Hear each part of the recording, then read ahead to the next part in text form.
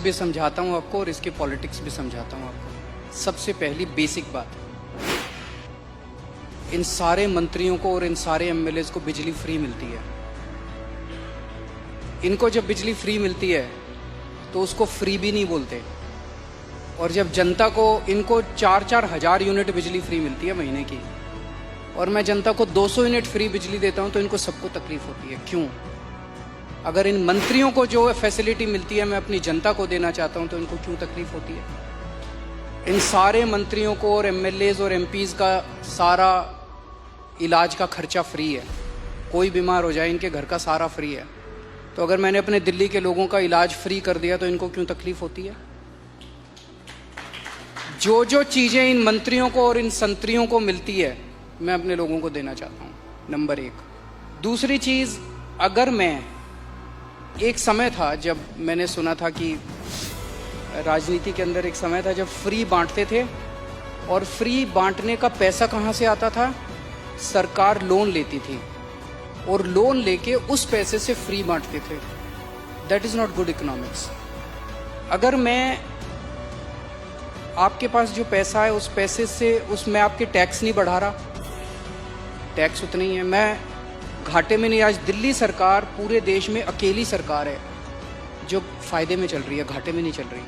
CAG की report है 2019 की, उस रिपोर्ट में लिखा है हमारी सरकार बनने के पहले दिल्ली सरकार घाटे में चलती थी। हमारी सरकार बनने से तब से लेके आज तक दिल्ली सरकार अकेली सरकार है पूरे देश के अंदर जो फायदे में चल रही है। मैं सरकार फायदे में चला रहा हूँ, मैं कोई नया टैक्स नहीं लगा रहा, मैं कोई लोन नहीं ले रहा। अगर मैंने करप्शन खत्म करके, पैसा बचा के लोगों को अगर सुविधाएं दे दी तो क्या बुरी बात की? तो दिस इज गुड इकोनॉमिक्स। और तीसरी चीज, पर ये मिरेकल होता कैसे? मैं एक छोटा सा एग्जांपल देता हूं। जैसे ये फ्री दवाइयों वाला कैसे सिलसिला चालू हुआ, ये बड़ा इंटरेस्टिंग है। हमने एक फ्लाईओवर बनवाया, उस फ्लाईओवर की 325 करोड़ रुपए की एस्टिमेटेड कॉस्ट थी, वो शायद 200-250 करोड़ रुपए में बन गया, तो 125 करोड़ रुपए उसमें बच गए। कैबिनेट मीटिंग चल रही थी, हम लोग डिस्कस कर रहे थे, तो पता चला कि ये 125 करोड़ रुपए बच गए।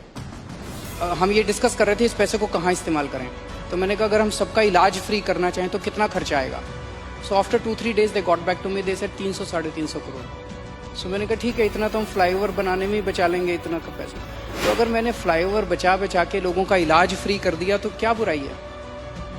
मैंने सुना था कि एक मुख्यमंत्री हैं शायद गुजरात के, उन्होंने अपने लिए एक जहाज खरीदा 190 करोड़ रुपए का।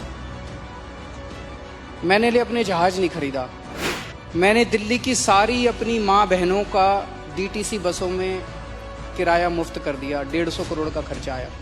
बताओ क्या बुराई है?